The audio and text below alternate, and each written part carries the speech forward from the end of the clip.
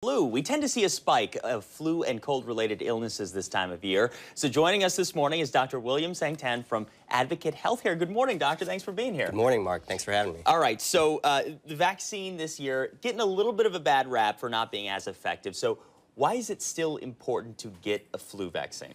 Yeah, so we want to mitigate the risk of spreading the flu virus as much as possible. And by getting vaccinated, you get protection against the various strains that are out there, and it prevents the spread from to those who can't fight it off as well as maybe you or I can. Right, and the flu is not something to mess around with. I mean, it can take up to 30,000 lives a year, and historically it's taken way, way more than that. So it's a big deal. Definitely, yeah, and I've worked in the hospital in the past where I've seen both infants and elderly people actually die from it, as you just said, 30,000 people a year, and so it's nothing to joke around about. Okay, so fact or fiction, let's play a little bit of this.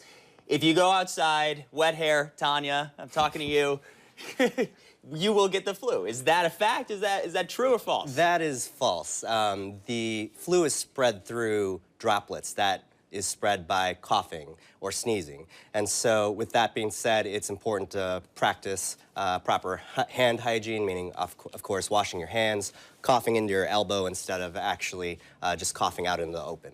Okay, fact or fiction, the flu virus can last in those droplets on a surface for days.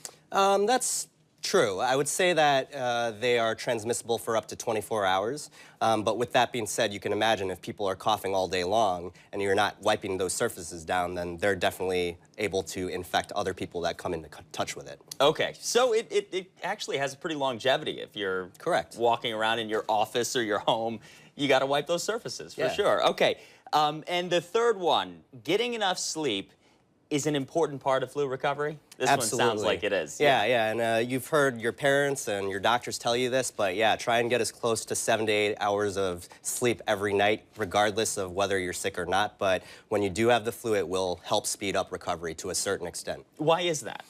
Just because when your body is fighting off an infection, you have a fever, that means your body's working harder, and so you do want to rest and recover as a result. Okay, so a little bit harder work for your body. It's kind of like a workout when you're not working out. Exactly.